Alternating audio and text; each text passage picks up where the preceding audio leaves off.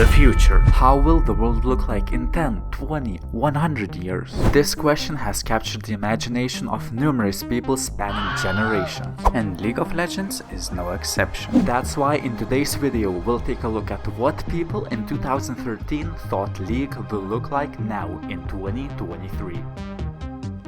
It's no secret that our beloved game has undergone numerous changes during this 10-year period. Just look at how the game used to look like back in 2013. It looks nothing like the game we play nowadays. The map is not updated and, to be fair, quite ugly looking. And for those boomers that got triggered by that, yes, I have played the game back when the old map was still active, and no, it is not better than the current one.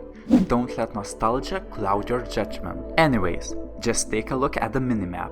Gromp and Scuttle are missing. Dragon only gives money, and don't even dream about elemental drakes. The only thing that hasn't changed is Faker kicking everyone else's butt. But not everyone is Faker. Let's focus on the average Joe. So what did he think League will look like in the future?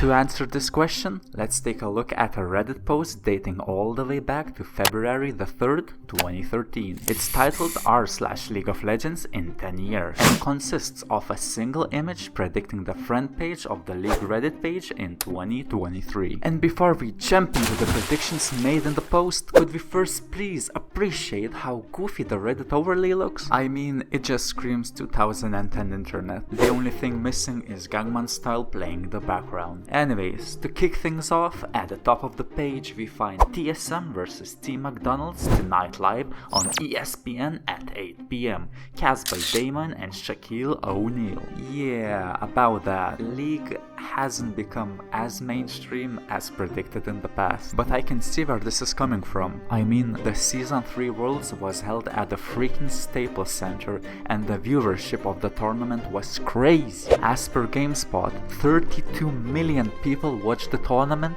with the final receiving 8.5 million simultaneous viewers. Even though you can easily find some different information about the validity of the 8.5 million simultaneous viewers claim, it doesn't change the fact that articles like these were painting one hell of a picture regarding the future of the game. Skip forward to today and it has become clear to everyone that at least in the West, League isn't mainstream material. A combination of factors has led to this point, but that's a topic for another day. Let's look at another prediction. Karma rework in the upcoming patch. Well, it looks like the community hasn't changed that much. Nowadays people are wondering what happened to the Skarner rework, and back in the day it was Karma. Well, I'm glad to inform you that on patch 3.5 Karma did receive a full-blown rework and is thriving to this day. The third post talks about how this year's Worlds will be held at the Maracana Stadium in Rio, Brazil. For those who don't know, this stadium is one of the most legendary sporting venues in the world. During its peak, it enjoyed astronomical numbers of visitors, and its record attendance was around 200,000 people. To put it into perspective, that's 10 Staples Centers combined. Unfortunately, this prediction is wrong, as the 2023 Worlds Final will be played in South Korea's Gocheok Sky Dome, which is the largest indoor venue in the country and holds around 16,000 spectators during baseball matches. Moving on, we have a post about the Pentagon from Junior Vicious, who is apparently a jungler for Team IKEA. As I understand, the post is predicting that Saint Vicious' son will be a pro as well and will call himself Junior Vicious, which is pretty hilarious but completely wrong. Next up, Riot please, we have 941 champions now. I think 6 bans are not enough. That was a pretty optimistic guess, since at the moment League has 164 champions, which is around 6 times less than predicted. But the bans prediction actually undershot the reality, since 6 years ago the 10 ban system has been introduced and hasn't been changed since. We're going to skip the Pengu prediction since there's nothing we can really compare it to. The only resemblance to current League is that the newer the champion, the more complex and OP it is. Just look at the abilities description of an older champion like Malphite. and compare it to someone new like Nefiri, the difference is staggering. The next one is pretty interesting since it's talking about Hotshot GG's thoughts about the transfer rumors surrounding CLG, and to be fair, it couldn't be more wrong. As of 2023, there's no more CLG since the organization has been acquired by NRG. But if you look back at 2013, that kind of statement would look outright ridiculous since it's one of the OG orgs of North America alongside TSM.